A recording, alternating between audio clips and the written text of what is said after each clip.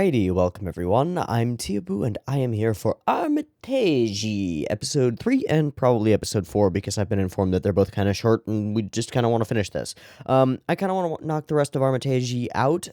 We would have ended it this week regardless, but I skipped last week because I didn't feel so good. But this week I feel good. So let's watch us some Armitage. Last week, what happened? Well, we re-met New Jean-Claude. More thirds are getting dead. Armitage was split from Ross Syllabus for a while, but then they reconvened and everything is okay. Syllabus went and did some of his own investigation into different suppliers slash manufacturers of people, robot people, but Armitage is a robot. They're people. Went and saw some suppliers. Had some real creepy shit from that one dude with, like, the monk-ish haircut thing that he has going on, where he was, like, sitting on one of his robot girls, and I didn't like that at all. Armitage went and killed some creeps in the street, because that's how Armitage do. She seemed to get really into it and, like, violent and happy about that, which was rad and not my fetish, but a lot of people's fetish, I think, is something that I said there, and I think I agree with that still. It was pretty rad. We met evil Don Claude. I almost said Jean Claude. I had a friend named Jean Claude. Don Claude number 2, who was driving like a weird spider mech thing, and then we killed him, but we didn't. We also met Pluto, who's like another one who is like Armitage and seemingly has some answers. And Ross Syllabus got super injured, and we just kind of left him behind in the sewers because that's how Armitage do, I guess. Kind of cruel, kind of not super cool of you, Armitage. That's most of what I remember from last week, which is more than I thought I would remember from last week, honestly, or 2 weeks ago. Honestly, what next? I don't know. I mean, I figure Ross Syllabus needs to recover and then go seeking Armitage, or maybe we just focus on the Armitage story and what she finds out from Pluto and all that stuff. I don't know if we're gonna hard lock into Syllabus's POV here, or if we're gonna flip around, flippy dippy do. No clue. I liked the first 2 episodes pretty well. I don't think that they're stellar or anything like that, but good time and good music and some fun fights when they do happen. I'm intrigued by the setting and story and ideas present here, probably more than I'm intrigued by like the overall production value or really the story that's going on. That stuff is kind of just like it's Blade Runner, but it's not. Yeah. But then we get the Blade Runner kind of world, and it's like a little bit different from the Blade Runner world, and I'm like, ooh, that's cool, and I'm intrigued by that kind of cyberpunk aesthetic and landscape and thing. I guess maybe I should just go reread Snow Crash or similar, or like some other cyberpunk fiction, because really there is a massive dearth of good cyberpunk animated fiction. That said, I'm probably going to get like 100 recommendations from people who are like, oh, you think there's a dearth of good animated cyberpunk fiction? Here you go. Here's 400 shows to watch. I'll be like, God damn it. Now OVAdrive is covered for 3 years. Jesus. But I don't know. We found a lot of good cyberpunk anime over the course of this slot. I mean, Cyber City OEDO 808 was dope as hell. A bunch of things have been great. This one, the aesthetic is there and the like world is there, and I'm really intrigued by it, but I feel like I'm more intrigued by it than the story itself is. The story is just sort of set there, and the backdrop of all of this political unrest around androids and stuff is kind of happening, but we haven't dug deep into it. So if I have one hope for the next 2 episodes, it's that everything kind of comes together and we get these neo-humanists and the people who are protesting on the steps of these industries. I want to know more about that stuff. I want to know more about the socio-political state of this cyberpunk future semi-topia. I don't know if it's dystopic or utopic. I don't know, because we don't know. Fully, we don't know enough to know. So like everybody seems pretty okay. People seem relatively happy. The only dystopian elements are really kind of implied, and that's kind of weird.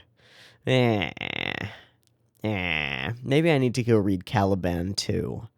I feel like I really need to go read Asimov's entire Inferno collection again. There's too many books. Okay, let's watch some Armitage and see if any of the stuff that I want to happen happens, or if we just get some more kind of cool music and Armitage is a sexy robot lady who kills people. There's nothing wrong with that as a show either. Sexy robot lady who kills people is like, yeah, boom, sold plot. I'm happy. Cool. Let's watch the episode 3 thing that we have ready to go. I do have episode 3 of Armitage the Third up and ready to go. It is sitting at 0 seconds. There will be 2 versions of this reaction video. You can find a picture-in-picture version with the video up there, linked in the description. Time-based version will be up on YouTube. If you want to do a syncy thing and sync up your own copy, of the episode with the time-based version, you are welcome to do so. Just get your copy ready because the beep beep timer to count you down will be coming at you right now. Let's go.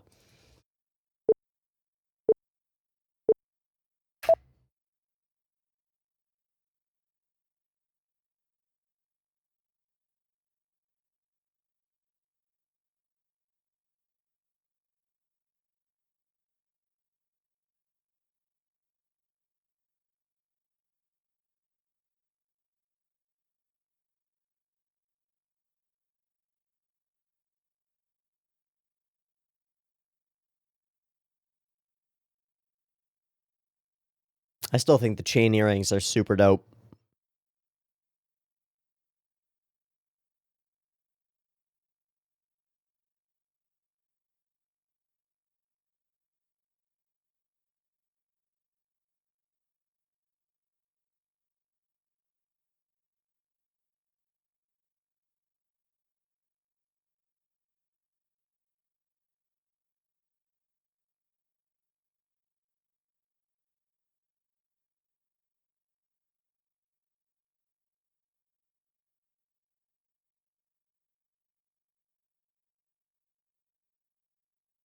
I guess the chain earrings are kind of like manacles, like locking her to her. Nah, I don't think it's that well thought through.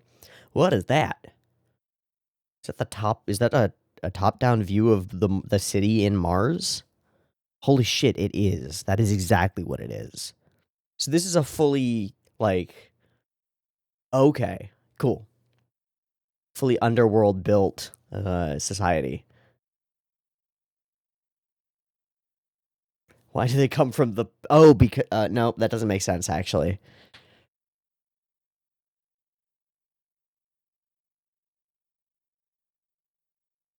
Oh, she's, I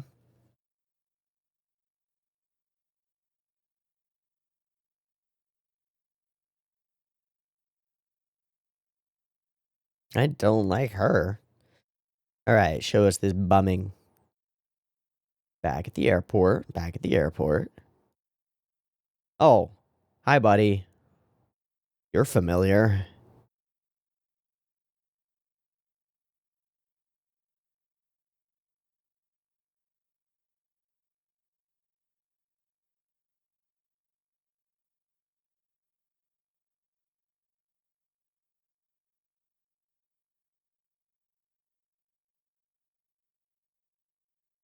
Oh, what the what?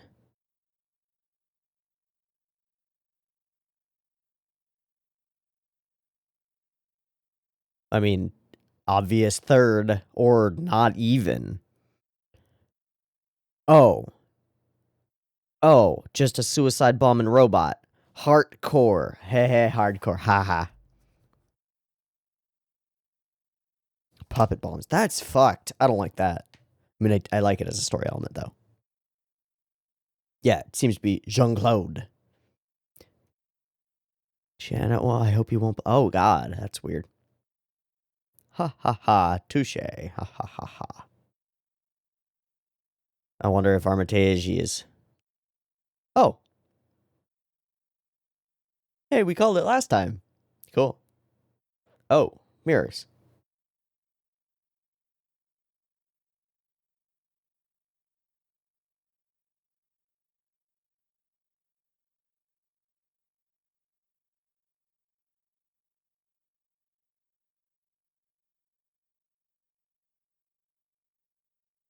Ah. You're also the only male of the thirds as far as I know, right? So that you could fuck a lot? You seem pretty feminine. I don't know.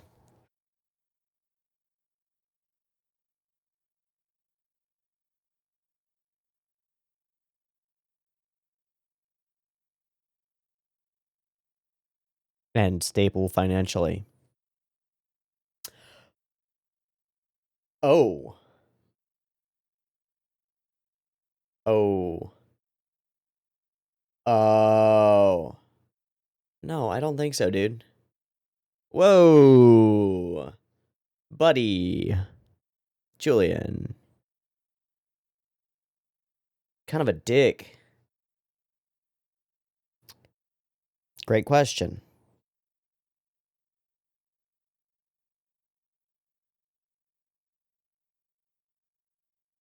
I mean, maybe.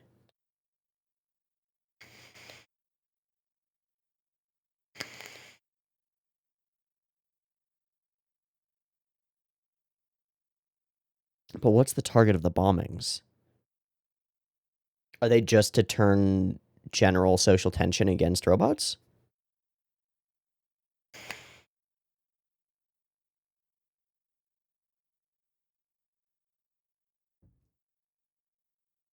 Or turn the police attention? Of course. Look at me. Oh. More new body parts? He doesn't really hate them that much anymore.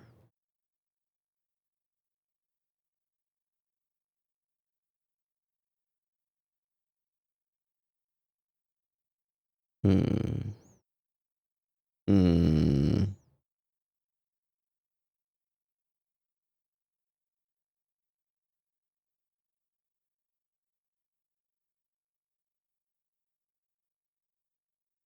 He's somehow in on this? Except that he hasn't. Oh, I see. Bureaucracy. There's another one.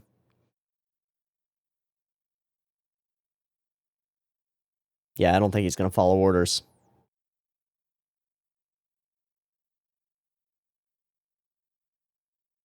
So he's got an arm now? Yeah.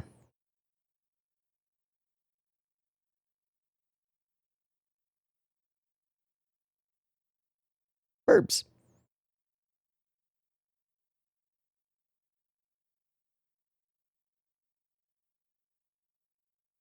Oh, bring that song back.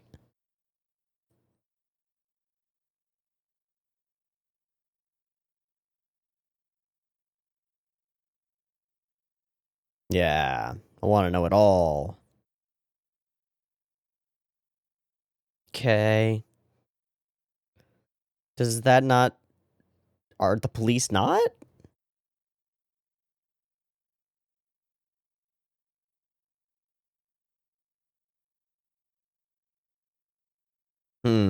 Convenient.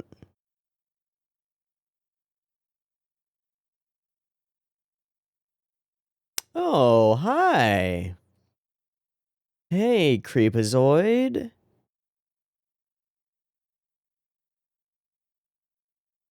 What is he doing at the hospital?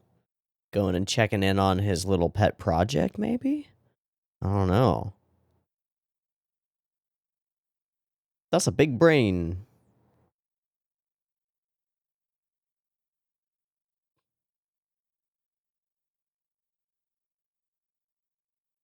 Okay.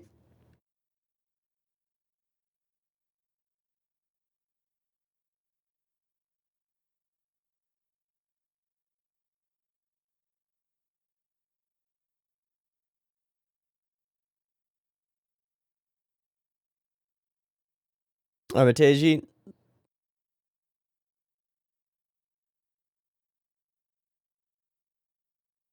Kill robot guard. Yeah, easy peasy. Stop sticking your tongue out.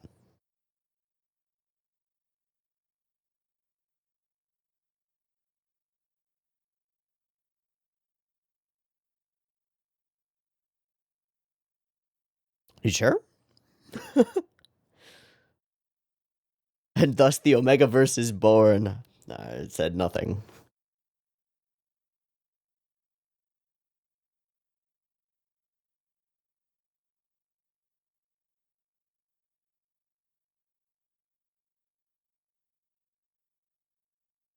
You gonna plug that into yourself? Ah! I thought there might be like a port or something, but nope, just gonna stab it into you. Jesus. Okay. Yeah. Yeah. Maybe there isn't an answer. What if you have to find that out for yourself? Existential crisis inbound. That's my favorite answer to that question, by the way. Why do I exist? Oh, there's no reason. You gotta figure that out. Ha ha ha. Because it's, like, the truth.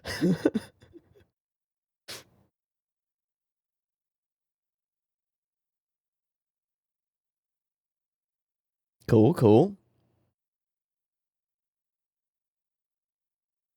What'd you see? Is that Don Claude? It is. Yeah. So he made a self? He made a self bot. And he made at least more than, like, at least 2 of them. Ruh-roh.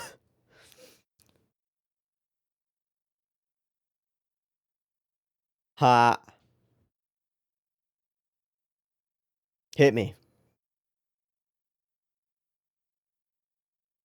Is it a third?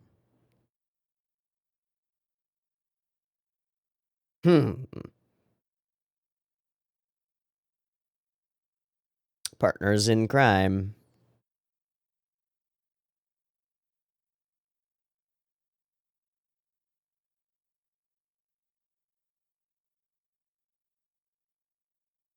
What? He just got hacked. You're gonna become a bomb. Julian? Otto. Oh, bye-bye.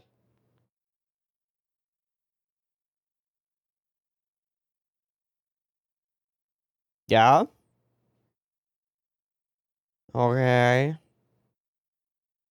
What?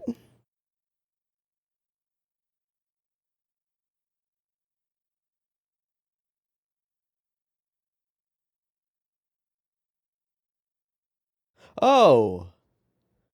Don Claude just took over him? Oh, no. What the fuck?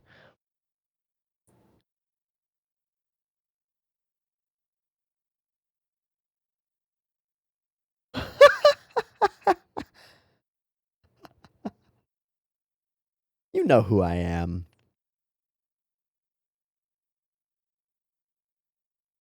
Was he doing like a Total Recall thing?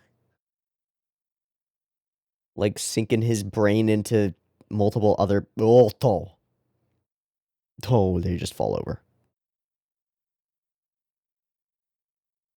Renegade Cop.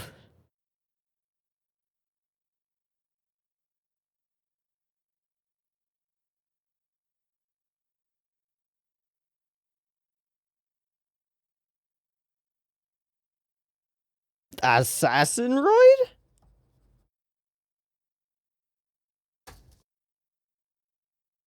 Okay. And went raw. Uh-oh.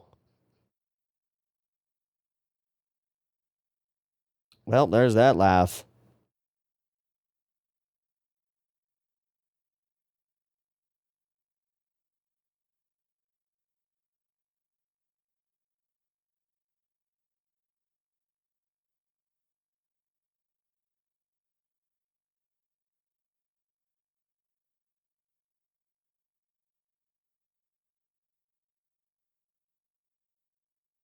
So I feel like thirds are Asakura's work and the assassin roids are his work? Jesus. Oh, we're back into zappy zappy time. What the fuck?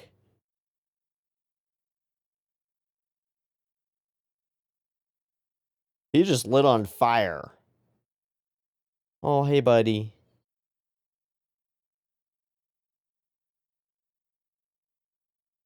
It's a copy. Got it. And now it's in the web.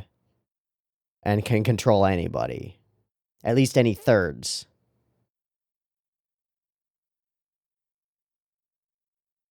Whoa.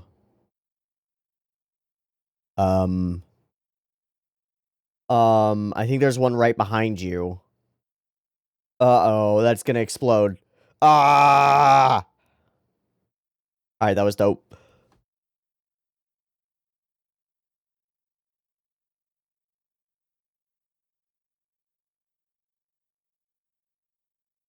Rip Julian. But his whole memory is stored in that memory bank place, right? So we can get him back. No problem.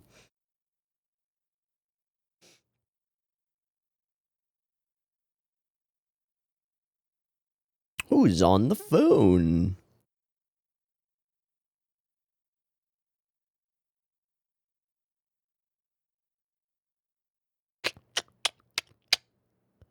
Yup. There's another explodey place elsewhere.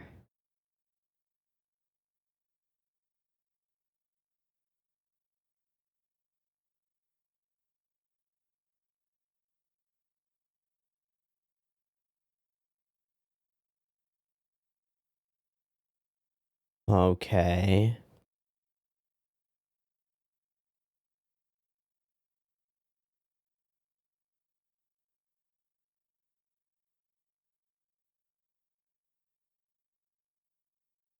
Chances of her being a third? Not high.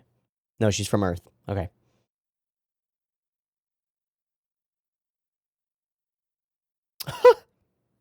Really?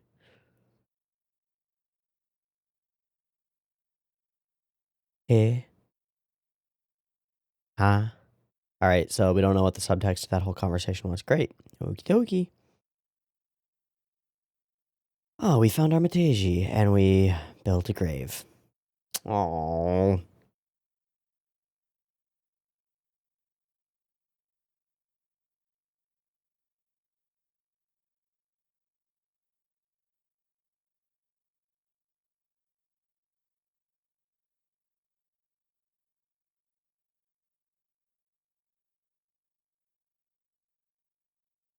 I like that moment a lot.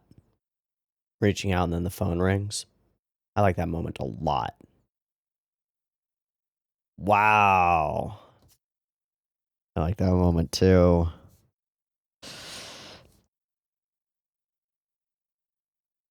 Let's go renegade, everybody renegade, fuck up all the government people. No? Okay.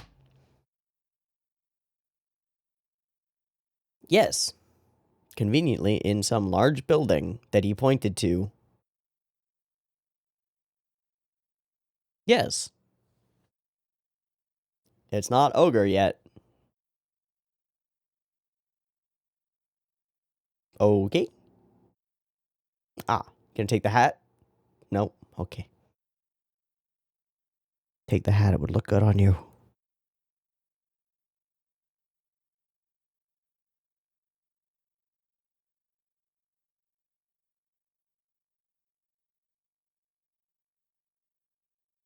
Hmm.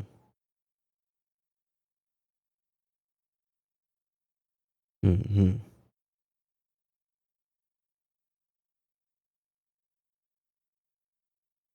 Cool. What is this?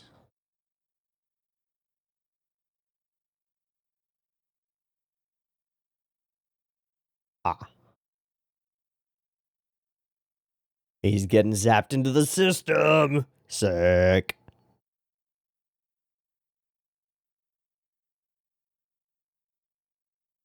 We're just fucking in it. We just go digital now? That's fucking awesome. I fully didn't expect that that was possible. That is awesome.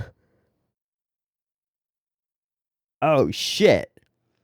Oh shit, it's Armitage. She's super powerful and dope as hell.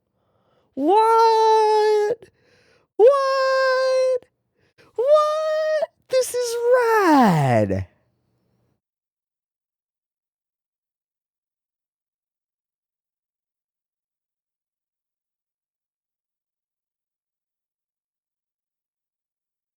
We have fully exited Blade Runner space. I'm down.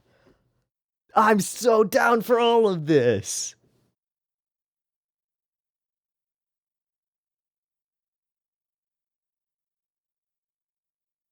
Hey, buddy.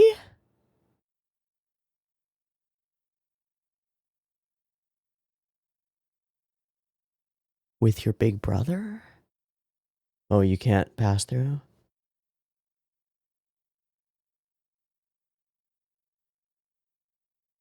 All the other yep. And everybody's still in there. Cool.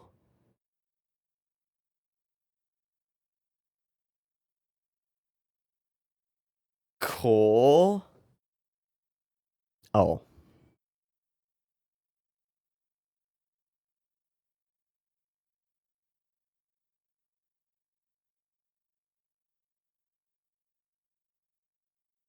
Hit us with that. Sure. Sure.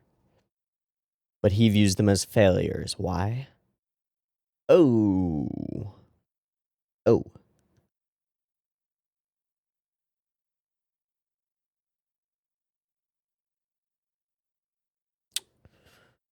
Okay. Oh.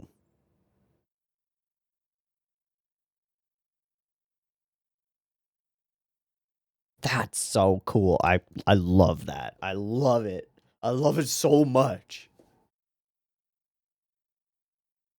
Hmm? Hmm?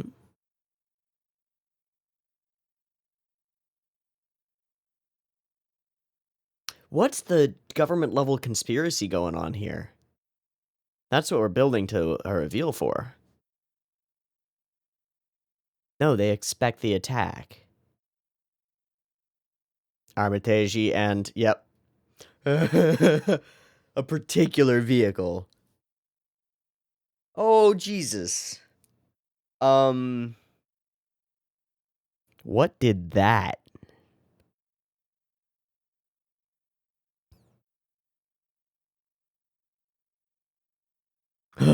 We did that. I love the shadows, the crisscross shadows from all the streetlights.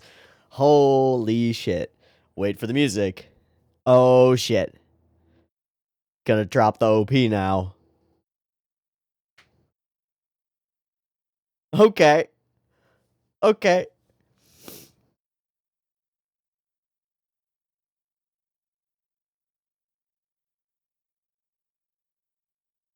Oh, yeah.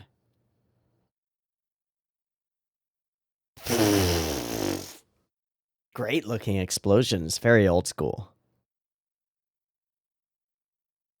Hell yeah. So she's actually wearing a black suit. It just was colored red by the light. Got it. Cool. Ah, I've got an eyelash in my eye. Fuck. That's dope.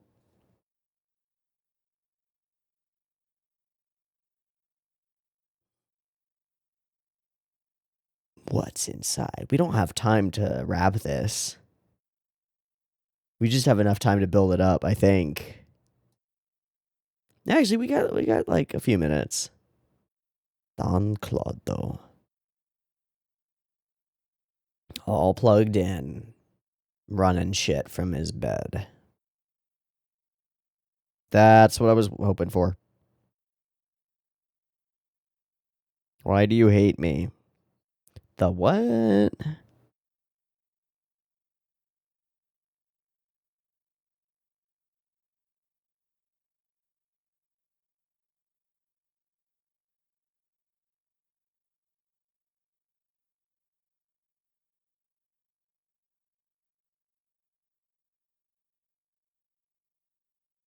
The other Don Claude? Ah! Ah! God damn it. Where does he keep getting fucking crazier robots?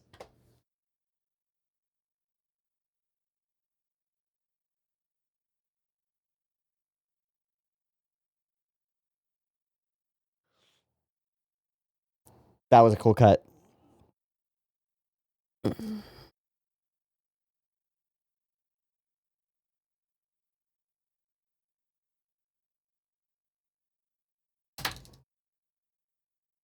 Jesus. Jesus.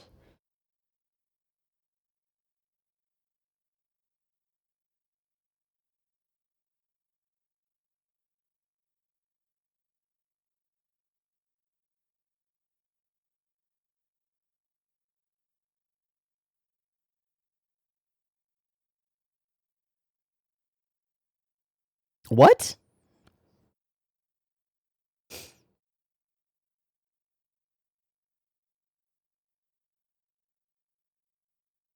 All right, we got a new clue.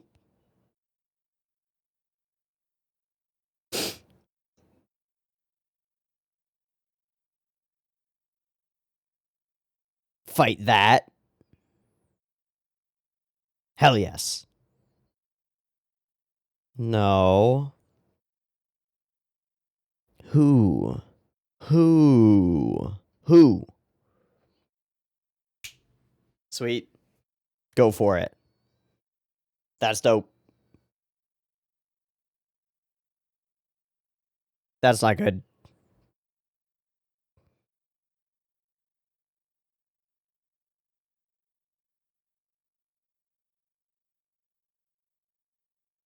I think she'll be okay. There's another episode. Oh, fuck, that's the end? I'm gonna skip to see if there's like a posty credit. Yeah, but it's just like a posty nexty thingy. What the fuck? What an ending. Well, hard cliffhanger into the next one. Definitely watching both today. This is cool. I feel like this episode actually amped some shit up in a really cool way. From creepy newscaster lady being way too weird to the reveal of this stumbling, exploding, like, weapons mule in latex leather stuff. Ugh. Cool, creepy, weird, hardcore. And we found out at the end that Armitage and Don Claude are two prototypes built off of the same, like, CPU architecture or something? So they're brothers? Huh. Alright, cool. So we talked to him, we talked to Julian, I'm the final line, I'm the final model, I'm male. They want them all to be emotionally perfect because their babies will be human. To me, this implies, like, a loss of human females in society. Or, like, some reason, like, somebody's trying to safeguard humanity. Or somebody's really misogynistic and hates real women, and so they want to make fake women so that humans can continue living on without real women. Something like that. Something fucky like that. That sounds like a Don Claude thing to do, kind of. Weird. So why is Julian male? I don't know. Huh. Huh. Interesting. Okay, we get more political pressure and stuff, but there's not enough to understand it. This whole, like, you need to work on the indiscriminate bombing case, you gotta get off of this other case, implies corruption, and, like, there's something behind the scenes that's preventing Chief from doing a thing, or he's corrupt himself. He refuses to accept the contradictory report, which is there is another Don Claude, but nope. Absolutely no. And then we've got the element, which is that Rosalibus continues to get more and more robotic as he loses body parts, which is cool and not something that I had thought of before, but I like it. This is all we can do for the police department. Quote, the hospital is controlled by the government, you know. Isn't the police department as well? So, like, shouldn't there be helping each other? No. So why is there all this, like, red tape? Why are there all these firewalls? Because somebody's hiding something, obviously. And then we see he's there, even more stuff hidden. Conveniently, all my shit is backed up here. Whee! Hyper convenient, but that's okay. Armitage is a badass. We knew that. We knew that long time. Yeah, cool. I don't know why Jean-Claude takes off most, or, not Jean-Claude, Julian takes off most of his clothes at this point. Whatever. Search for Asakur's file, get infected, explode. Bad juju. Find Don Claude, bad juju, explode. Cool. Found the bomb. Looks identical to the thirds. They're doing it 2/3. And making them into bombs. But why? And then Julian gets corrupted, attacks us, starts speaking in Don Claude's voice. Very spooky, and very well done spooky, I think. Solidly spooky. The idea that your friend just turned on you against his own volition. And then we come over here. I don't know what this guy's doing. I feel like he's in some kind of like orgasmic pleasure chamber in his brain space, connected to all these ladies. That's kind of cool, man. Just chilling in a terry cloth bathrobe, just going ooh, ah, ooh. Great. Yeah, no need to actually put in effort in your life. Just enjoy porn all the time. That's basically what it is, isn't it? It's just porn all the time. I guess we don't really know. I don't deal with cop trash. Fuck off. And he has self-exploding robot toes. I'm curious about this. Does this mean that that robot was meant to explode anyway and to kill the vice president? It sort of seems to. I'm not sure if this robot's explodification is triggered by the arrival of Ross Syllabus, or if it was gonna happen anyway. I just don't know. Alright, and then all thirds should be annihilated, but why? Why does Don Claude believe this? I don't know. I feel like it ties into something around that previous thing that I had mentioned with, like, something about women, something about future of humanity, something. But there's not enough here to know for sure, and that's a major part of the incoming, like, cliffhanger and reason that we care about what's about to come. Because we got questions, and we need answers. Some really cool little moments like that, the flash to black and stuff. Super neat. Don Claude itself, this is the fake one? Is this the busted one? I think that's the busted one, not inside the hospital, because we see the one inside the hospital elsewhere. Okay, great. So that Don Claude got picked up by some hot lady, and she was just taking care of him, I guess? Or by a third that he was controlling somehow, I guess. This whole Julian dying in a fire of blue light that starts eating away at his, like, skin and flesh is rad as hell, and I think it's a really cool visual. It's not cool, but it's a really cool visual. Now that I'm looking at it, I see what makes it so neat. This shot in particular, the, like, very translucent white lines that go up that almost feel like extensions of his hair, and then the blue stuff behind him that is the fire itself. Super cool looking to me, I would say. Cool. And then Assassinroids, she explodifies. Great. There go all our answers. And the last thing Julian says is, don't come closer, save yourself. Woof. Woof. Rough. Okay, transmitter broken, go to the place. Talk to these guys, very curious about what's going on here. The way that he's doing this, it seems like there's an ulterior motive and he wants to audit the MPD to prevent them from going further. I'm not really sure why. We don't have enough info to know. And then we've got an inspector from Earth's government along with a female, a woman, and don't mind me and continue your discussion. And then he just out of the blue kind of hits us with, I'm sure you've noticed that this is not a feminist society. You've noticed that Mars isn't a feminist society, which makes me think that whole, like, political, somebody hates women and wants to get rid of women so that all women are robots sort of situation is going on. I'm not really sure, but that kind of, like, tracks, I guess. It's whack, but it kind of, like, if you accept the twisted underlying logic, that sort of makes sense for some of the motivations of our villains. But we still don't know who our villains are or why, so it's like, the main thing that tracks is, like, we haven't heard anything that's like, oh, human fertility rates are on the decline. There's no, like, we haven't been able to birth children in a long time, or, like, the only children we're birthing are male. Like, something weird is going on that means society is shaken, and so this is an attempt to fix it. We don't have any element like that, so I'm just like, well, they made all these robots that can reproduce that are all female, trying to replace women. Seems like the thing that's going on here, but I don't know. Okay, we come up to this emotional moment as we put Julian to rest. There are two moments that I really like here, quite a bit, that are deeply related. The first is our boy Syllabus reaches out to touch her shoulder, to put a hand on her shoulder. Oh, and then his phone rings, and he gets pissed at it. This moment of reaching out, her response, and like turning around, and the way that he, like, stands back up and is like, oof, it's real to me. This feel real.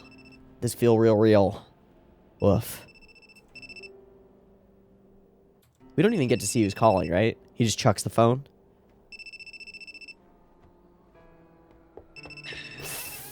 Fuck yeah. I think that's dope. I really like that a lot. I'm sick of the whole damn system. You and me, baby. Let's go, renegade. Woo woo. Let's go, renegade. Everybody, renegade. Fuck all the cops and hospital workers and stuff. Did he have his memory? Yeah, he's not dead. Okay, great. Thanks, plot point. Very important plot point. And then what's going on here? I don't know. He gets his consciousness zapped into the interwebs. This is the raddest thing that has happened in this show. And also the by far raddest departure from its source material like Blade Runner and such. The idea that he just goes into the net or whatever and becomes a digitized consciousness is the sickest, raddest thing I've ever seen. It also raises some significant questions about why people are still living in their dumbass flesh bodies all the time, because meat space sucks. Go to Digispace. Meat space is horrible. Why have we not started making Dyson spheres around the sun? If we have, like, seriously, this is a legitimate question, mostly informed by a fantastic cyberpunky science fiction novel that you should read called Accelerando by Charles Stross. Highly recommend it. But it basically states that, like, as soon as human consciousness can be digitized, the acceleration begins. I mean, the acceleration already began.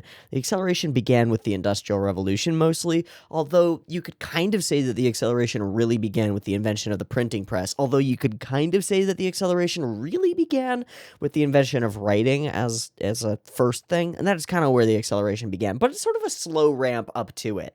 And then the slow ramp of acceleration of humanity, or any sentient race really, up to it is like you invent writing, suddenly all the lessons learned by any given generation can be passed on to the next generation, and that generation starts off at the level of the previous generation and doesn't have to re-put in that work. So then technology, industry, agriculture all begins to accelerate and everything gets better. Then we hit the Industrial Revolution, where we realize that there are lots of fuel sources that we can use on our planet. Unfortunately, a lot of those are not sustainable, yada yada, but whatever, we can get to that later. Doesn't really matter. We'll turn solar eventually. It doesn't. The sun exists. It's fine. Blah, blah, blah, blah, blah. Industrial Revolution happens. Then we get computing, which, and more importantly, the internet, which instantly changes the rate at which human societies can communicate, and basically turns the entire world into one large brain, with every individual functioning as, if they're connected to media and the internet, functioning as one cell in a gigantic mega brain situation. But then, if at any point we figure out how to digitize a consciousness, the first consciousness that gets digitized, if it has access to resources, suddenly becomes God, effectively, like a near deific entity, because it's got access to all these resources, unless the first digitization is done air-gapped and they can't get anywhere and they're just limited to, like, running off of a laptop, then it's not so good. But if you can digitize and you're connected to the internet, suddenly you're a god, and you can just do a bunch of stuff and then utilize all the processing power to think of better ways to make stuff better, leading the entirety of humanity to leaving behind their flesh bodies, because why would you stay in this mortal form if you can become digitized and then become a deity? So this raises lots of questions about why society is still the way it is if we just have machines that can fucking zap you into digispace. Because, like, why would you stay in your body at all? Why would you do that? Why? You can have a body that's yours inside digispace, and it's fine, and then you can manifest an entire world around you if you want to, because you're God. Woo! Yippee-dee! So that raises some questions, but it's still rad as fuck, and I don't care about those questions too much. I mean, I care about them, not in the context of the show. We go into it, and it's dope. I think they did a really good job of demonstrating a digital space in a cool way. This is something that has failed infinite times, to show, like, a representation of going into the digital world. Like, go watch the original Tron. It's not good. It's not cool. This is cool. Now, granted, Tron is all like traditional effects and stuff, but Well, it's not all traditional effects. It's kind of close, but this is animation. We can do anything with animation, right? But there's a bunch of stuff that comes together to make this cool. The music and sound effects are rad. There's like this whoom, whoom in the deep background that like helps sell this electronic vibe, the as well. And then we see this space, and it's fucking dope. And it's not CG, by the way. It's just not. It's just not. It's all drawn. Armitage fucking flying around because she is used to this place, right? She's cool as hell, and this is where she's from. This whole scenario of her, like, flipping out of nowhere. And then the synths start in, right? Classic synthesizer noises, but, like, calm as soon as she arrives.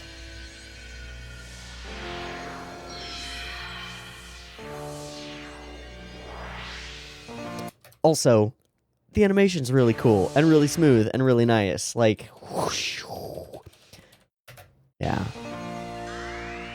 This feels magical. It feels like entering Hogwarts for the first time, right? It feels cool. I like it a lot. I like it a lot. I like this whole sequence so much more than anything else in this show so far. Like, these cool visualizations of Digispace as a kind of, like, almost like a space station in there with portals and openings and doors and almost Halo-esque doors and things. So cool. So cool. Wow, wow, wow, wow, wow, wow. Wow, wow, wow, wow, wow, wow. You're inside the program. I also appreciate that genitalia not present, which is mostly like a pragmatic thing, I think, because they can only show so much. But we have had that shit present in previous episodes. We're pure psychic elements in this world with no need for that stuff. We're in digispace. Fuck it. It's cool. It's actually genuinely rad as hell. Ross is limited because he is not purely digital. He's still himself, still his own form, so he can't pass through. At least that's how I'll take it. I do want to mention something about the lighting in this place. Like, we get this flickering red. I think it looks really cool. The, like, blue shadows on all of Ross, and then these sort of red edge lines as this thing flickers create a very cool effect, and I just want to mention that I think it looks neat. Yeah, so everyone's here. They can't talk. Some other stuff, blah, blah. Don Claude is a thing. Shinora, blah, blah. Please, I'll be waiting. Get me back.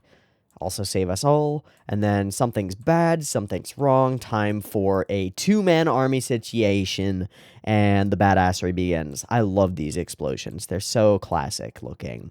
And I love this pan up to them with the infinite shadows around, like almost as though their selves are intertwined and they're just one thing, one force of nature incoming. Super dope.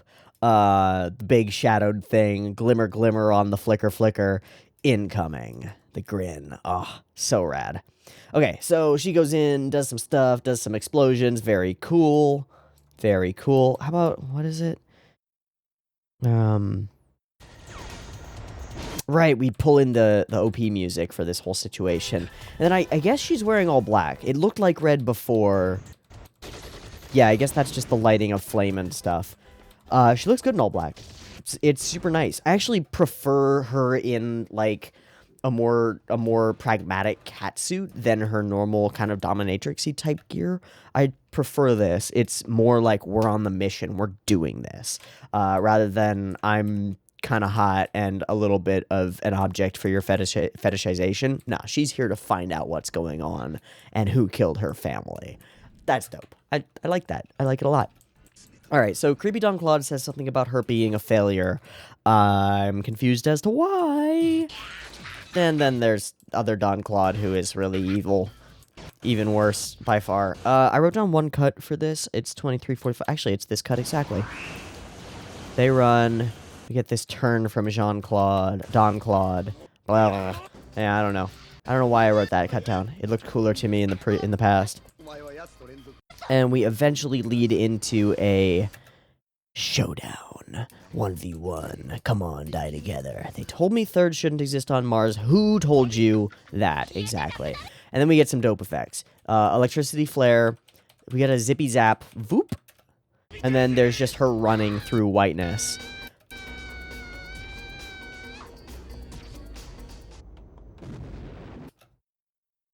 I do have problems with both of these cuts. This one doesn't feel animated enough.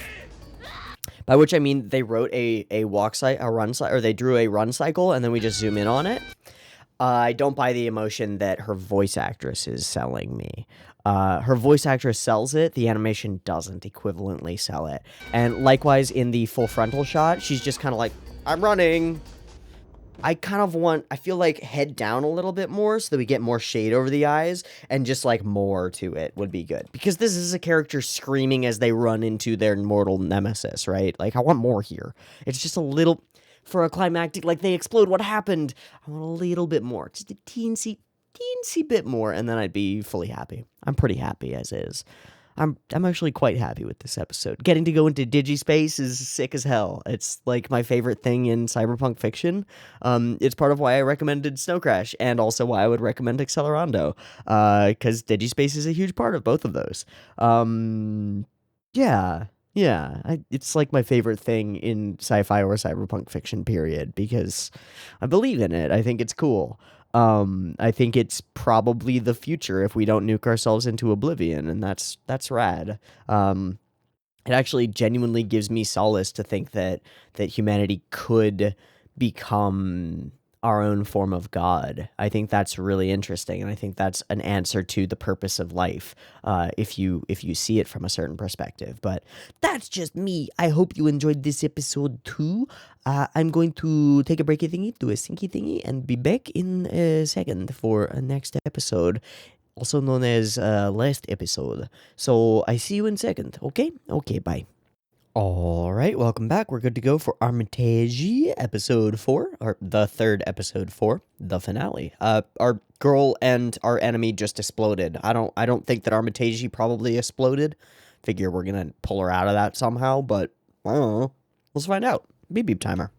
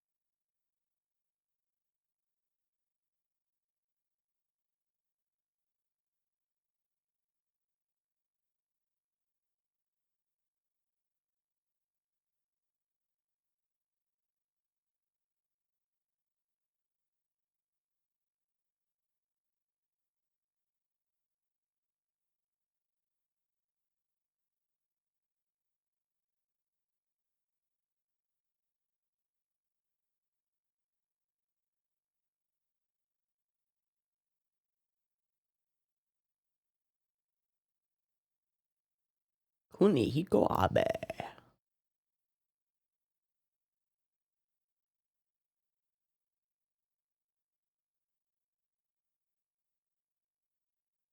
All right. Start us where we left off, I hope. Yeah, exactly. Ow. Got a piece of rebar in you. Wait, Ross. Oh, okay.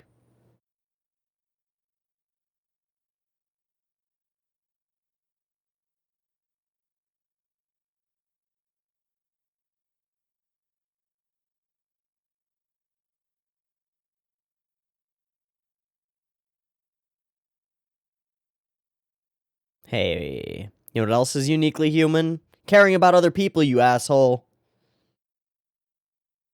Can you just shoot him, please? Oh, Jesus.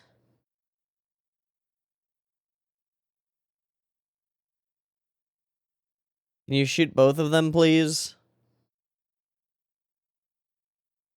Yeah, just chuck that through his... Perfect. Bit of love. Like, bit like computer bit. Okay, got it. Oh, sociopolitical stuff.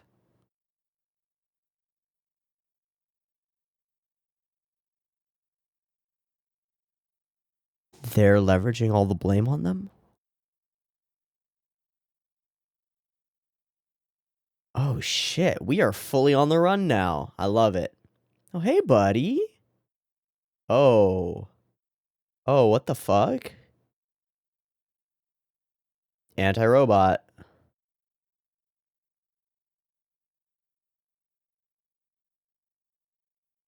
They met up with him, yeah?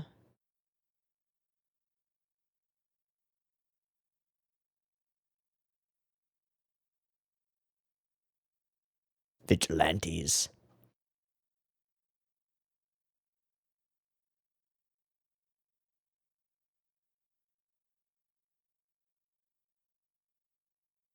Hmm.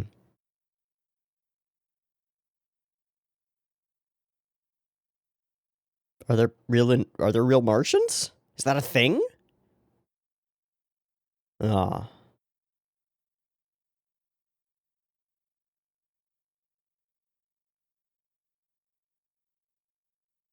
Are there Kaseijin?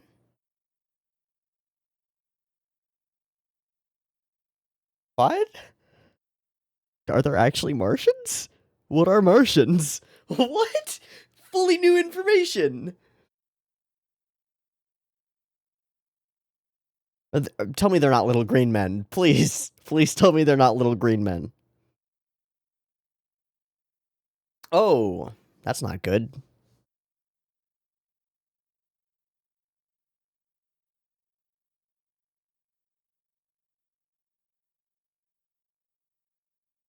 That's got to be a song by what's her name?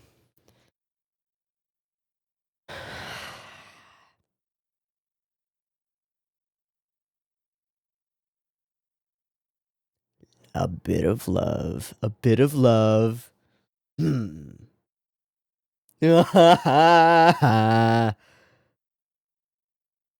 Uh-huh, sure. Uh-huh. That I believe.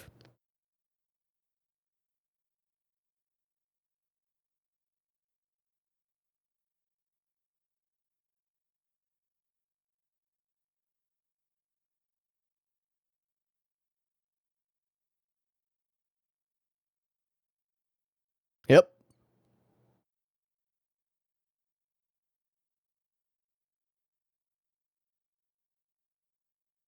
Okay, so there aren't actually Martians here, just a secret lab of Concepcion. Which is a very on-the-nose name, now that I think about it, given that they made robots that can conceive.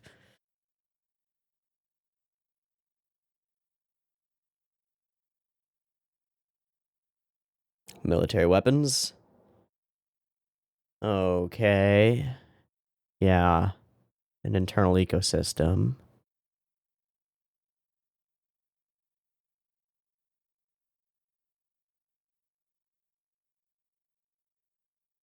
This is probably the location where we saw those photos. He's a tree person? Ah!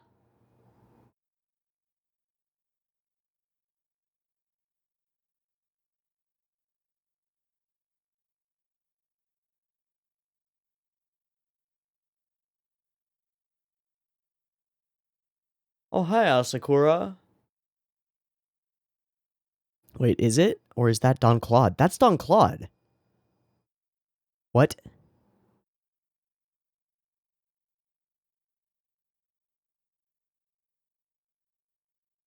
Yeah. How about that?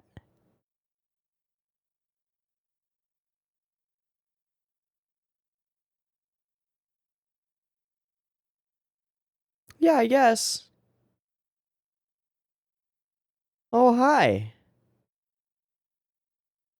You're just here.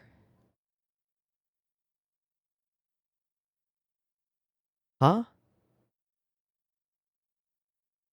What? No.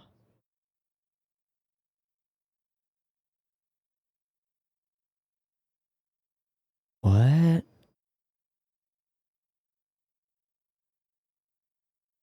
He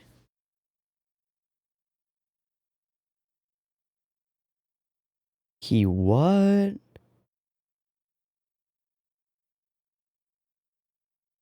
True?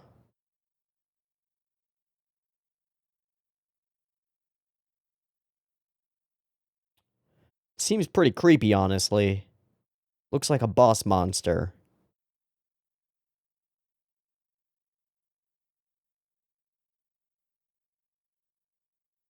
Okay.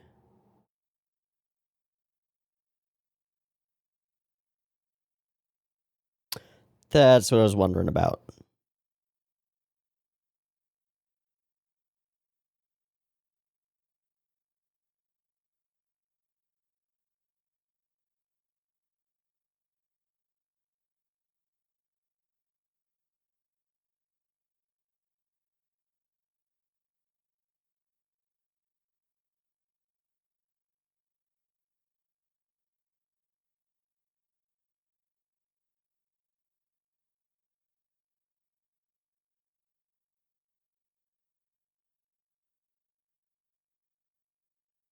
No, I want those answers. Oh. I want the answers still. Armitage, let me have answers.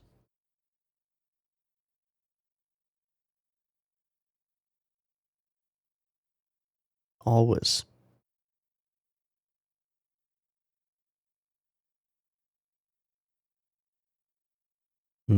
Without changing you.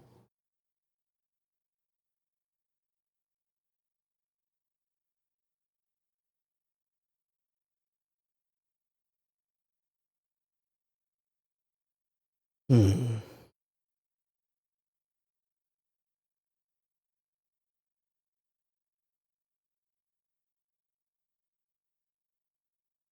No phone ringing this time. Whoa.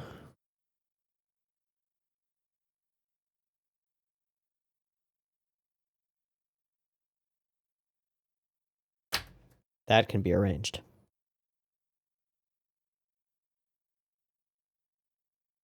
No. No.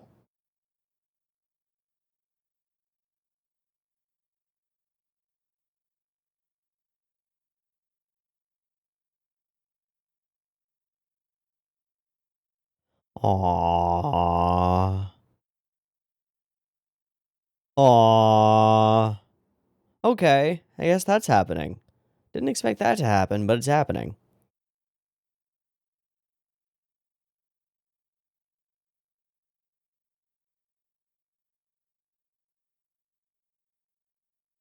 Yep.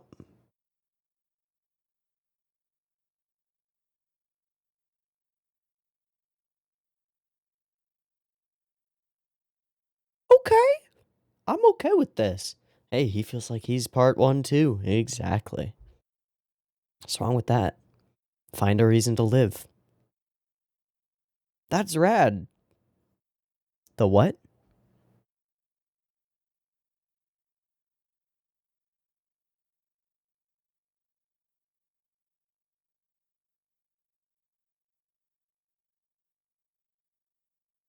Well, I feel like that's more important than we're giving it credit for. Hey, we did the nasty. Whoop whoop. Are you a creepy tree boy? Oh, nope, hi. That's what I was wondering. I was kind of figuring that this Don Claude had more information. What? Oh, those.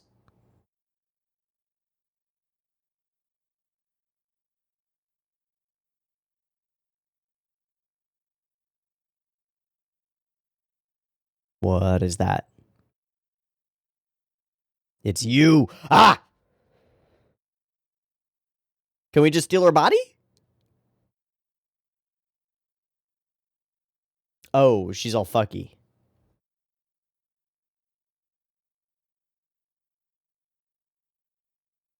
Don't want you to see the inside of me.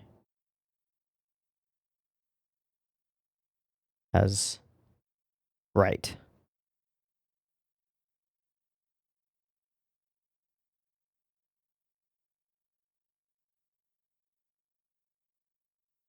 Okay.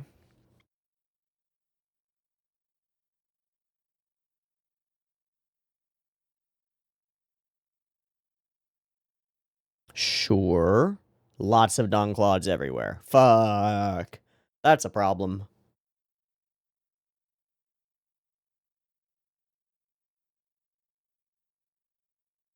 Okay.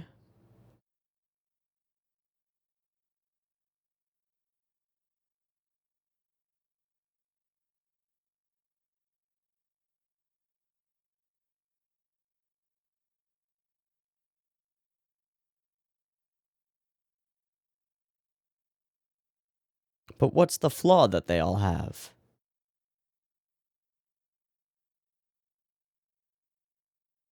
Yeah. Oh. That was the part that we needed.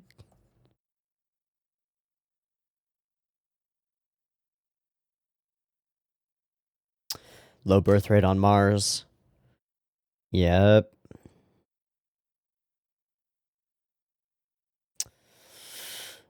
Interesting.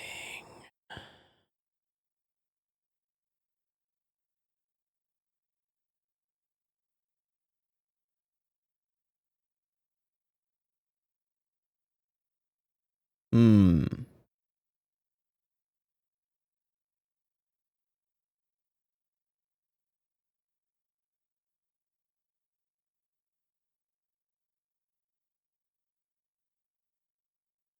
And that treaty is contingent on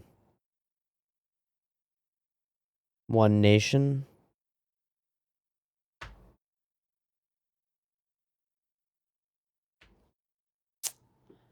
Ah.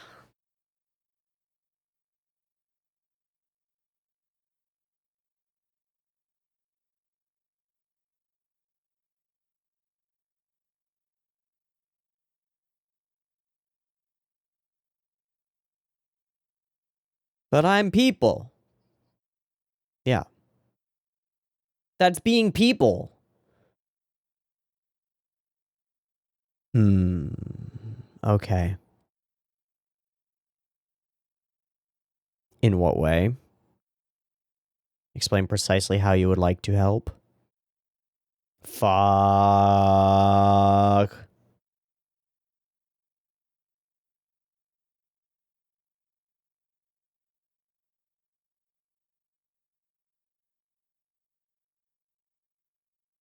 What?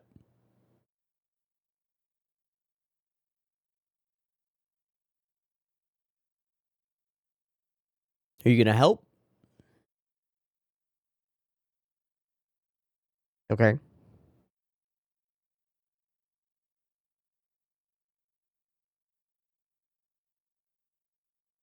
Honestly? Thanks, Chief. You were kind of on the fence. I think he's gonna say something super... Oh, okay. No.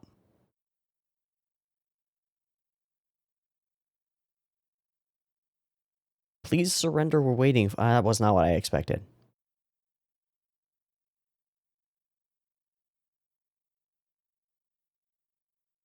Oh, fuck.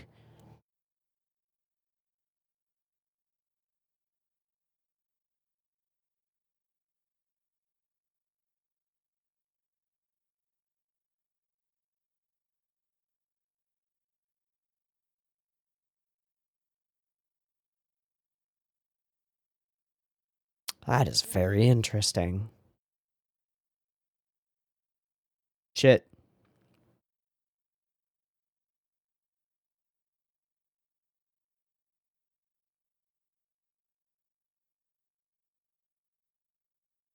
It's a picture turned around of her. Ah!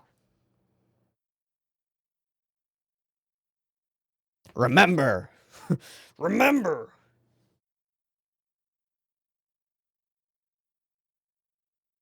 Or that.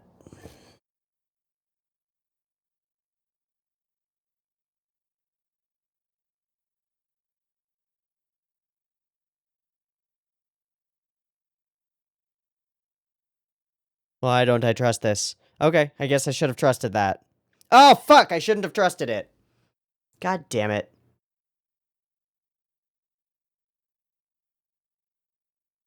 I mean, Ross Syllabus is watching you right now.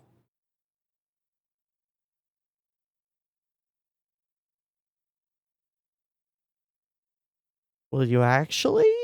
Or are you gonna kill her?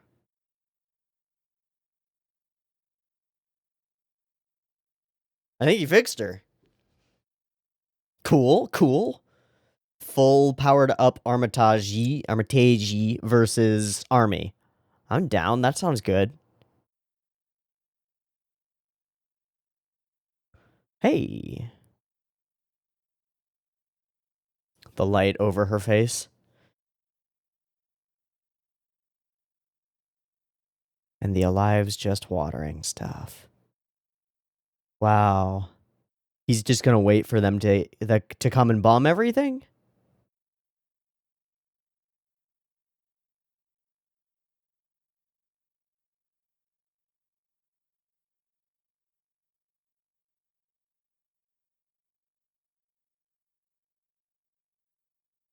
No, the Alives!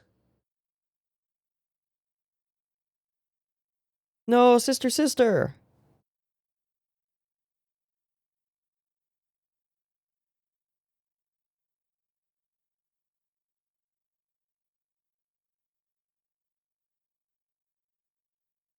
Cool, cool, cool, cool, cool, cool, cool. Enemies. Drones.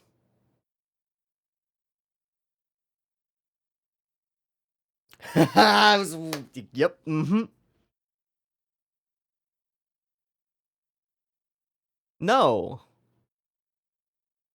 No?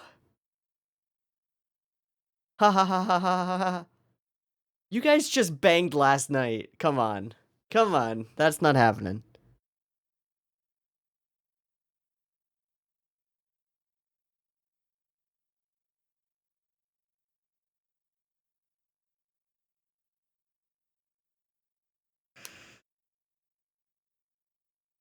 They'll never change.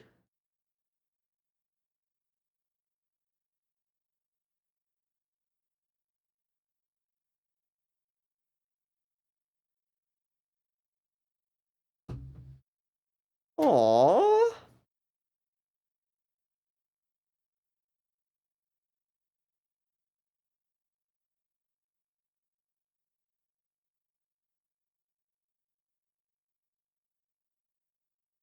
Julian?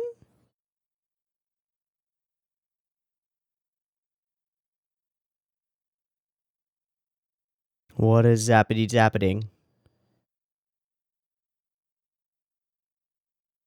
Oh, they're coming in?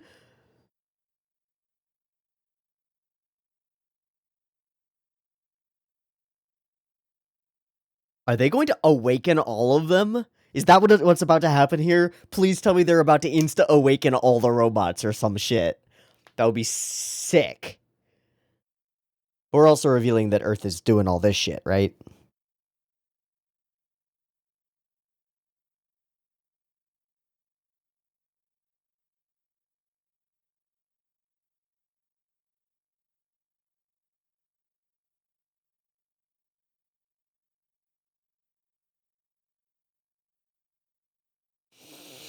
I don't know what they're coming for exactly. Honestly, I thought they already blew up the building, right? So... Okay, Syllabus, what are you getting into right now? Oh, okay. Cool. Yeah.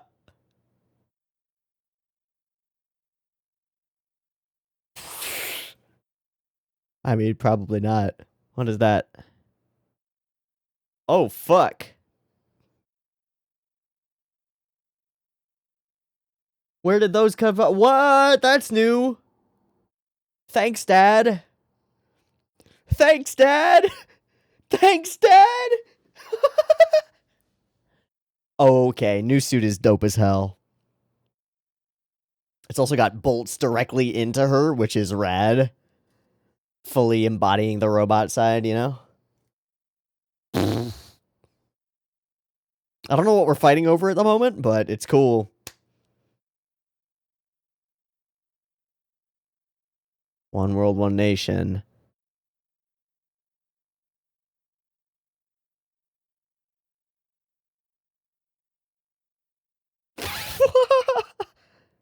Zariel, is that you?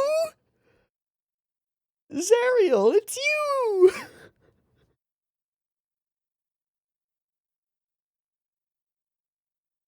What a strange song choice for this whole sequence. Yeah, it works. In a surprisingly wonderful way, this works.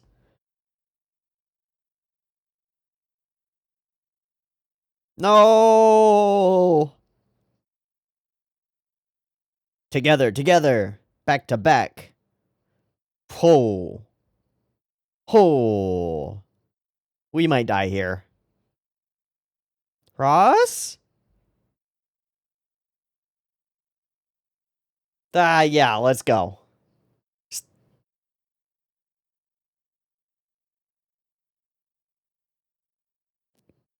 That's pretty cool. Dude, the smoke trailing out of his arm is dope. Okay. Are they all rebelling? What is happening to all of them? Is it just a bit of love is changing everything for them?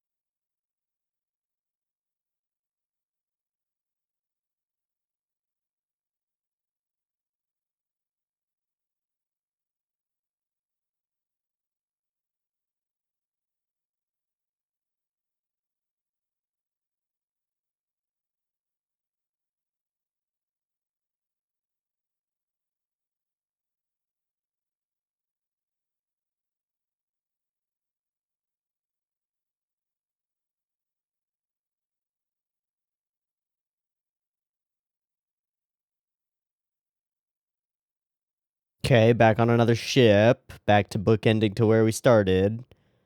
At the airport. Are they leaving?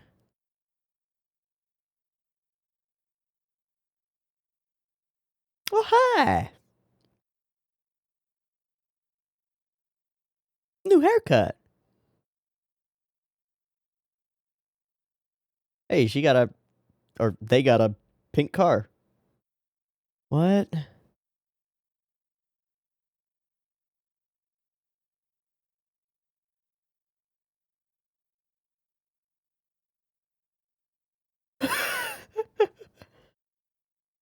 I got more shit replaced.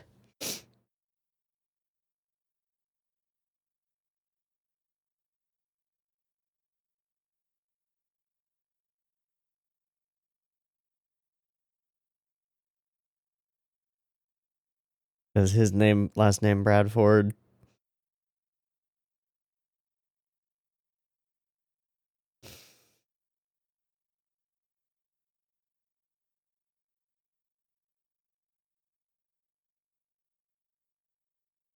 I legit just went to Earth to get you that. It's fine. Oh. You want syllabus as your last name instead?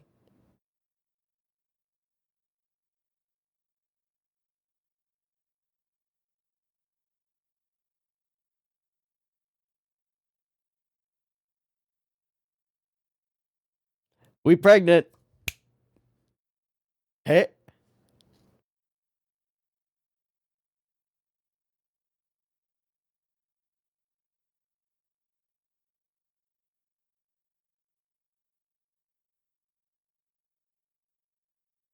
How about a complete person? Okay. What a happy ending. What an unexpectedly happy ending. No idea how we got from that murderous battle to here, but I'm okay with that, I guess.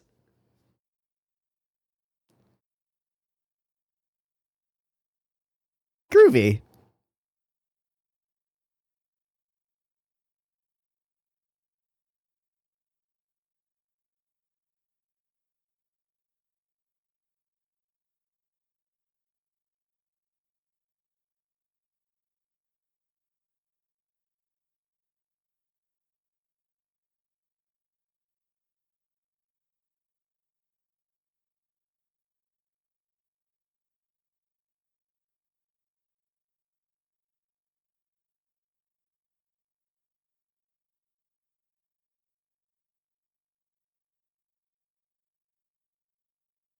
Ink and paint.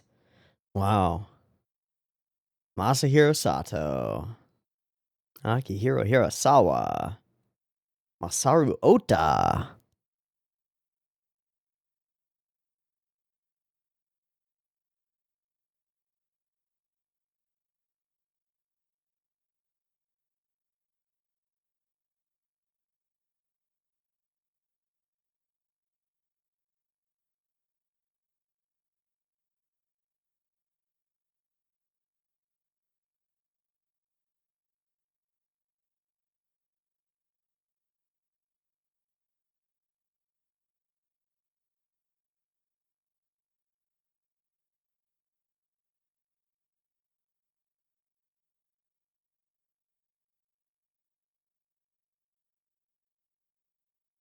All right, is there like a little... There's not even a little something? Oh. Okay. Cool. This was rad. Rad. Bit of love. Gosh, a lot of really evocative sequences in this episode. A lot of stuff that doesn't quite connect. Like, they're how did they get from the fight to the other place? I don't know. But I don't mind it too much in this case. This isn't like what we watched yesterday, which I've gotten a lot of flack for not liking, and I definitely made some mistakes in it, but also I still stick with my guns that it was rough. This is not as rough. This is pretty cool. We drive to the place, we find the place, we do it. We find a bunch of cool, creepy experiments and stuff, and then we emerge into, like, paradise. And then we meet gigantic, very happy-looking druid tree people called Alives that are just like, oh, I water the plants. Except that they don't speak. That's cool. That's such a cool idea. And then this is Don Claude, but not Don Claude. This is Wilbur Don Claude, who is different from other Don Claude. And we meet Asakura, and he is pretending not to recognize her? I think. I assume he's pretending not to I don't really understand, honestly. Please don't ask him about his past. It'll be painful for him. I'm Wilbur, blah, blah, blah. Remodeled him, blah, blah, blah. Cool. And then we have our night together. Don't know if we can replace it. Don't know if you can survive. Why was I made? Why thirds were developed and why all the thirds had to be destroyed. I'm dying without knowing anything. Quote, there's no reason for me to be alive anymore. And then I gotta give it to Ross Syllabus here. He hits her with some good lines coming back. There's some real good lines. Some real good shit here. And we are in English right now. I can tell just from that voice. That's not the voice that we have. That's not how Japanese people cry.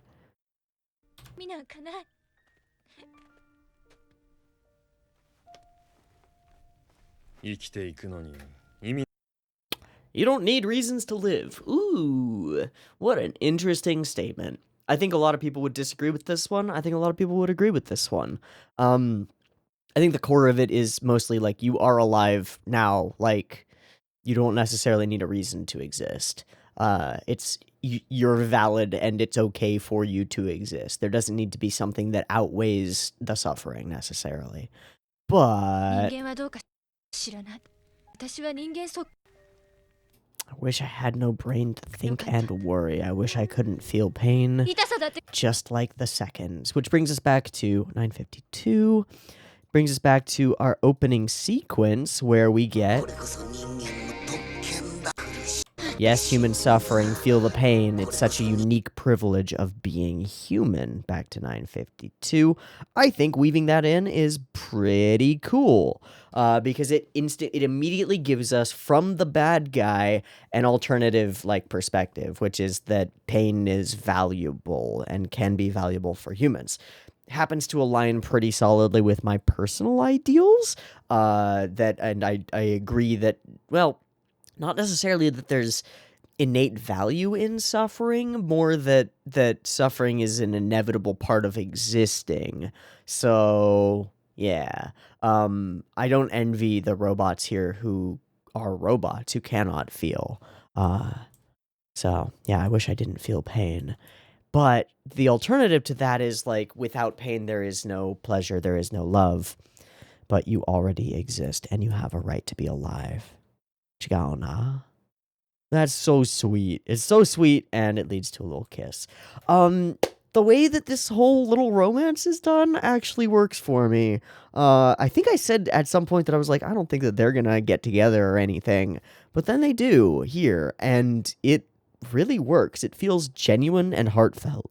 We've got Ross Syllabus, this guy who was anti-robot, who has come around to robotics, who has also gone further than that to realize that, like, not only is it okay to have like implants or augmentations or fixing yourself or whatnot, but to recognize this robotic person as more of a person than a lot of the people that he meets, because she fully is. She is a full people, and he falls fully in love with her. I dig that. I think it's cool. I think there's something wonderful and awkward about this whole little moment of the two of them, her as a half-broken robotic person with the soul of a human, him a human with chunks of himself lost and turned into robotic pieces, finding each other and finding solace in that. Hell yeah. Fuck yes, absolutely. Like, hurt people is one thing, but broken people support broken people is the flip side. And here we've got two broken people who find a way to mesh their puzzle pieces together and make it work.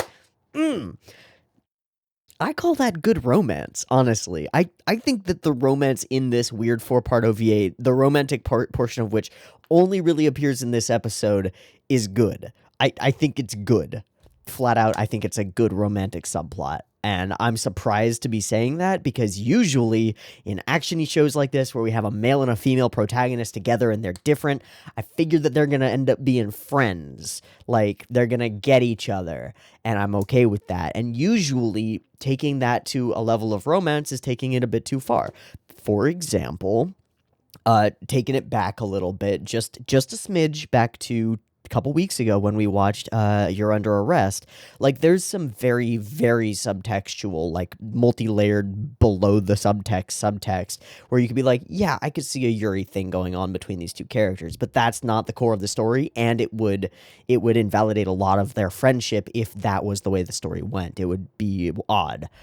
Here, I don't feel like that's the case. I feel like it's just fucking good. It's just good. Okay, there's a technique used here where we constantly are cutting back to the union between the two planets and the signing of the treaty.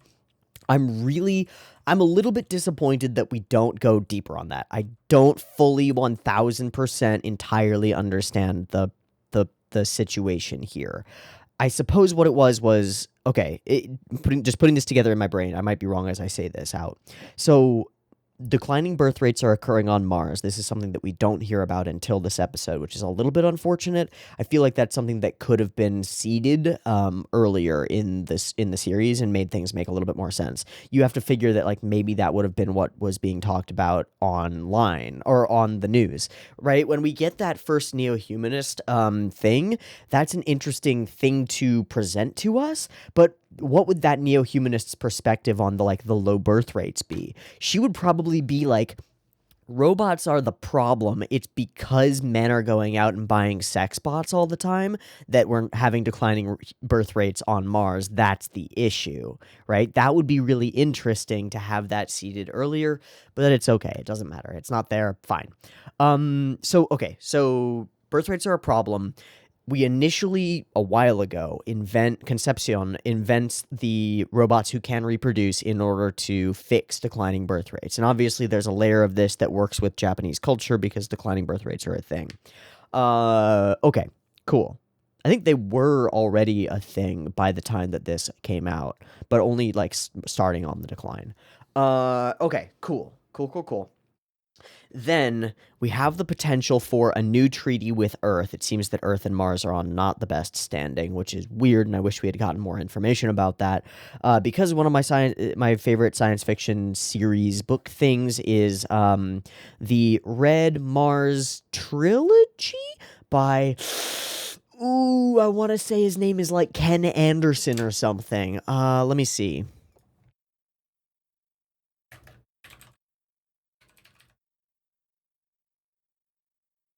Kim Stanley Robinson. I was kind of close. Ken Anderson is not that far away from Kim Stanley Robinson. Okay, so there are 3 novels to this trilogy: Red Mars, Green Mars, and Blue Mars, which refer to different stages of terraforming. And it is a fascinating fucking series of books. It's deeply like science-y, and deeply well researched in terms of like terraforming and stuff like that. But it follows multiple generations of people. The first generation of individuals who arrive on Mars, the scientists. I believe that they chose 100 scientists of different forms and different types, half male, half female, to set up terraforming stuff and populate the planet. But also, like, all this other shit happens, and then there end up being like awkward political encounters with Earth, and it becomes very strange as Mars grows into its own society and its own like people. I think it's a fantastic book. And if you watching this were like, gosh, I wish there was more of this geopolitical stuff because that shit's really interesting to me, go and read Kim Stanley Robinson's Red Mars trilogy. Just go and read it. Just start with Red Mars. Go and read it. You can find an audiobook for it. If I recall correctly, the audiobook for it is really good. You can find it. If you go to audiobookbay.net, you can torrent it.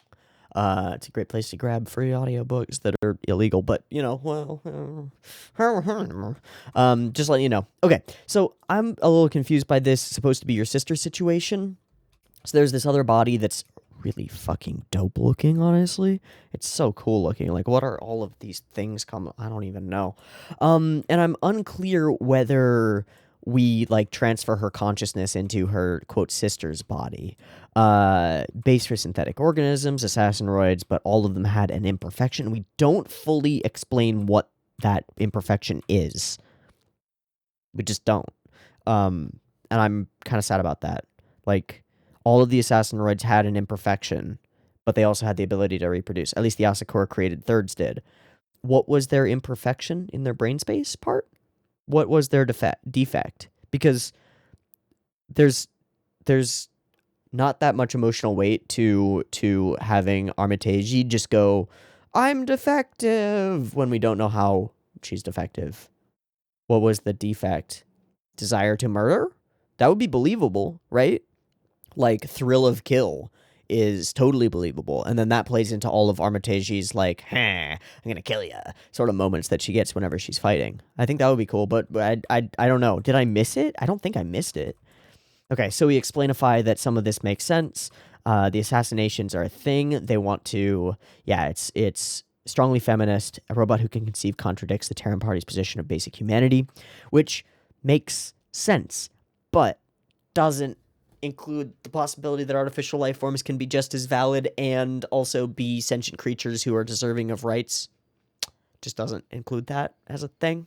Yeah, kind of lame to be a feminist, but then to exclude feminine individuals who aren't humans. Kind of fucking lame. Kind of a shitty feminist. This is okay. You wanna know something funny? This is literally the definition of intersectional feminism. Literally the definition of it. We've got a person who is female, Armitage, and a bunch of people who are female, all the robots who are female. Although a lot of the seconds aren't really people necessarily. We can fully validly believe that they are robotic automatons in the shape of women. Different situation.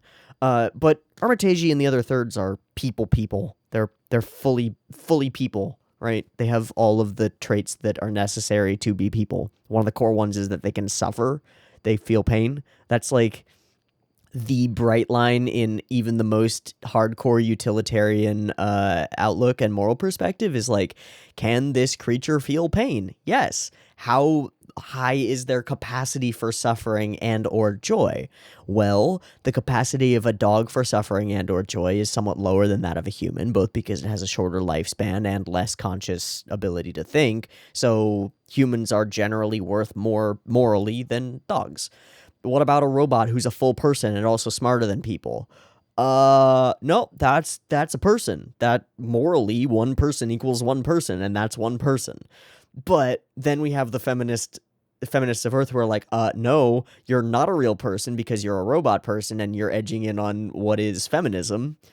Oh, this is why intersectional feminism exists. It's literally the equivalent of, yeah, you're a woman, so feminism covers you, but you're black, so get the hell away from me. It's exactly that. So, like, that's the definitionally intersectional feminism, or intersectional, like, philosophies about other things. Intersectional humanitarianism is just saying, like, people have multiple traits and can be ostracized or, like, demeaned or marginalized because of multiple of those things. Thus, an African American woman or a person of color who is also female is double fucked. That's the whole premise. And the whole premise is like, we should probably pay attention to those. That's the whole thing. So I hope there are some anti-swidges watching this video who are like, oh god, he said the intersectional feminism word. Oh no, I can't watch this anymore. And then heard that explanation and are like, oh, it's not that spooky scary. It's really not that spooky scary. It's just like, it's legit. Anyway, I don't mean to go off on that, but it's kind of hilarious that that's just present in this. They're like, oh yeah, that totally detracts from Earth's political position on feminism, and it's like, wait, pretty shitty position on feminism, isn't it? Because we've just watched Armitage be a full person this whole time, and it's like, no, she's fully a person. Okay, so we continue doing, and it gets more and more frequent, this, like, intercut between scenes of the chairwoman and the parades and all the happiness, scenes of the incoming murder monsters who are all robots, and then scenes of various synthetic peoples all over the place. Full reveal that he actually remembers her. We get a hug, zappy, bad, but he fixes her, thanks. So, we get our zappy, bad. We get the hell out of there, everything explodes, and out we are. Cool. Get you a new ID, don't want you to run away. Fire on the drones. I guess more of the drones just stick around to broadcast, though. I don't understand how the whole thing ends up getting broadcast. I'm just not sure. I really like the look of this purple character, mostly because she reminds me distinctly of a particular Precure. Yep. Yeah, she looks like Riko Izayoi, who is Cure Magical in Mahotsukai Precure. Looks a lot like her. It's because of the purple hair and the bangs and, like, the headband situation. I like this character's character design a lot. I like this bangs and long hair thing. Great look for me. I appreciate. Big appreciate. Okay. Scooby-Dooby-Dooby-Doo. Incoming battle. And then we just have, like, a badass finale. They show up. She's rebuilt. He's in a fucking giant mech suit because fuck yes. And she has wings. Whole fight sequence is rad. I think it's super cool. Her flying around and zapping stuff is just neat as hell. And I think I said a few times, like, Zariel, is that you?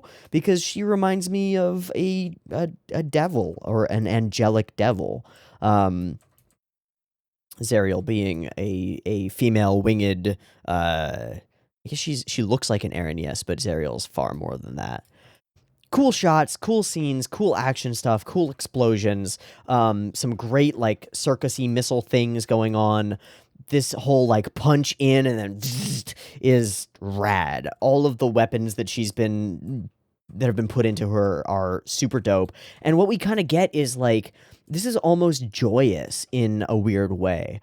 Armitage and Ross, like, coming into their own, both of them fully accepting what they are. Ross makes himself even more of a robotic force to take this army on, and Armitage embraces her, like, her assassinoid parts and assassination side and her ability to cause wanton destruction.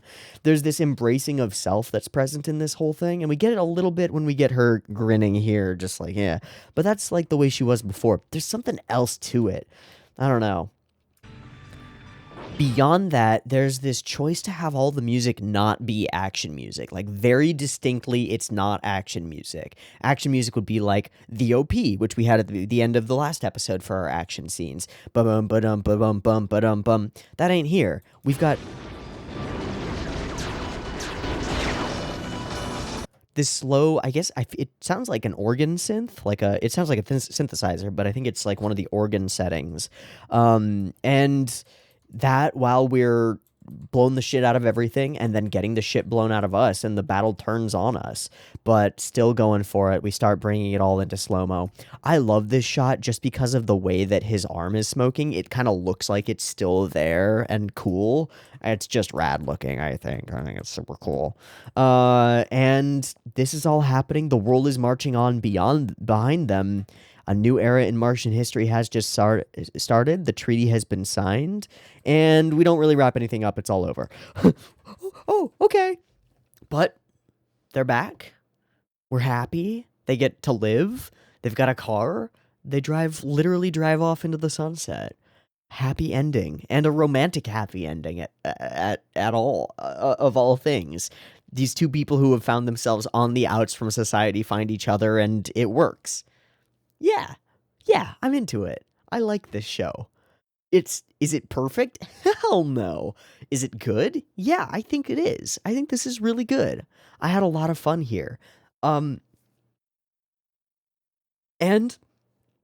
while there are a bunch of story beats that are kind of dropped, I don't really care that much because I wasn't ever that invested in the story beats in the first place, which is kind of a vibe for a lot of these older OVAs. It's like, yeah, the story's there. It's kind of more an excuse to do cool shit with the animation, but there are story elements and character elements that work really well for me. I like Ross's whole little arc thing that he goes through, from hating robots to meeting Armitage and getting his mind a little bit shifted by them, to welcoming more augmentations and alterations to himself, to becoming romantic with a robotic individual, to having a fucking child with her at the end. That's cool. That's a neat arc.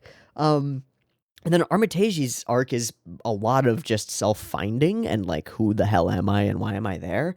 But she ends up discovering that you don't necessarily need answers to those questions. You just need people around you who are willing to support you no matter why you're here. And I think that's super cool and very human. This is a very human show in a weird way, despite being about robots. It's about robots who are really people, you know? Ah, very cool. Very cool. Okay, I think I'm gonna wrap there. I've really enjoyed the last 2 episodes of Armitage. It's been neat. It's been a rad ride. I've been Tiabu. This has been Armitage the Third, episodes 3 and 4. I hope you've enjoyed them as much as I have, and I hope to catch you next week when we watch something different. See you there. Peace.